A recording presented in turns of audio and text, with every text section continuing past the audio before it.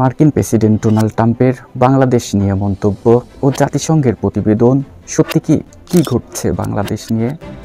This has been working on for a long time and has been worked on for hundreds of years, frankly. I've been reading about it. But I will leave Bangladesh to the Prime Minister.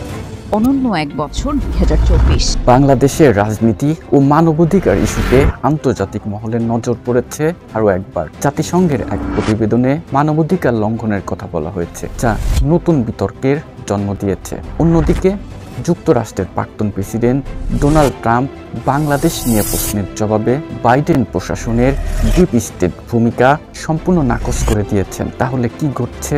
এই ভিডিওতে আমরা জাতিসংঘের report, ট্রাম্পের বক্তব্য এবং এর রাজনৈতিক প্রভাব বিশ্লেষণ করব।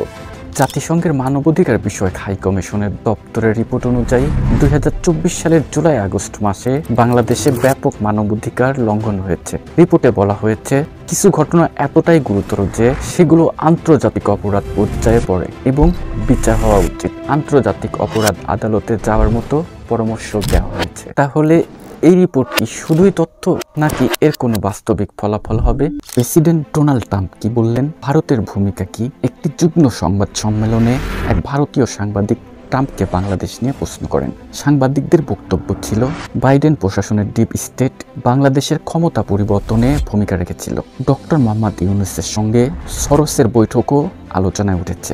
ট্রাম্প সরাসরি বলেছেন, সেখানে আমাদের ডিপ স্টেটের কোনো ভূমিকা ছিল না। এটা এমন একটি বিষয় যেখানে প্রধানমন্ত্রী নরেন্দ্র মোদী দীর্ঘদিন ধরে কাজ করছেন, কিন্তু নরেন্দ্র মোদী বাংলাদেশকে নিয়ে কোনো ধরনের মন্তব্যই করেন নাই। বরং বাংলাদেশের পররাষ্ট্র সচিব বলেছেন, প্রধানমন্ত্রী ট্রাম্পকে বাংলাদেশের পরিস্থিতি নিয়ে উদ্বিগ্ন জানিয়েছেন।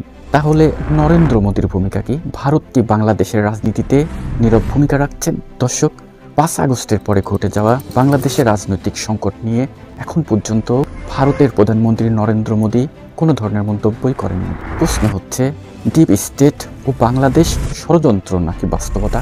ডিপ স্টেট বলতে কি বোঝায়? সাধারণভাবে এটি এমন একটি ছায়া সরকার বা গোপন শক্তি যারা গোটা পৃথিবীর রাজনীতিকে নিয়ন্ত্রণ করতে চায়। এই ধারণাটি উড়িয়ে দিলেও এর বাস্তবতা কতটুকু? বাংলাদেশের রাজনৈতিক পরিবর্তনে বাইডেন প্রশাসনের কোনো ভূমিকা ছিল কি? কিছু বিশেষজ্ঞরা মনে করেন, বাইডেনের প্রশাসন গণতন্ত্রপূর্ণ প্রতিষ্ঠান নামে কিছু কার্যক্রমের সাথে জড়িত। কিন্তু বাস্তবে কি ঘটেছে? প্রশ্ন হচ্ছে, বাংলাদেশের ভবিষ্যৎ কি ঘটতে যাচ্ছে?